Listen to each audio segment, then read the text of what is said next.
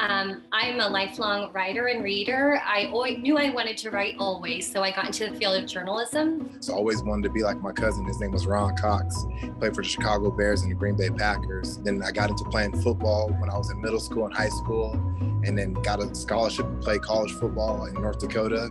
It worked out to one of my coaches in college wanted me to start coaching football. So then I started to coach football. Then when I had children of my own, I kind of returned to my first love. I think I wrote my first picture book when I was 5. Being an author is something that I always wanted to do, but I didn't always have the confidence in myself to make it happen.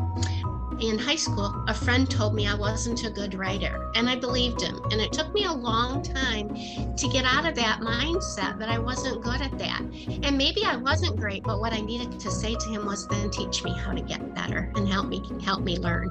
And that's what I finally did. My name's Leah Hetzel. I'm an airline pilot. I fly for Delta. Has anybody been on an airplane? But I ended up going to college for it. A lot of people think that you have to go through the military. You can go to college or flight school. And I love my job. Awesome, thank you, Leah. And I should say that Leah was the pilot that flew one of my airplanes, and that's how I asked her to be here. I was so excited to see a female pilot.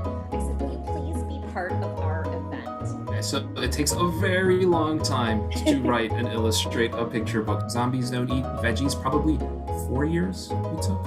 And that was just researching, coming up with one idea. We had many, many different versions of the story, both writing it and then ultimately drawing different versions, different sketches until we ended up with the one that you can buy at the stores today. I've been teaching for 21 years, so I've been surrounded by children for a long time, and it just seemed like a natural thing to do. I just was always reading children's books because I wanted to know what was, popular with my kids, or books that I could hand my kids that I knew that they would like.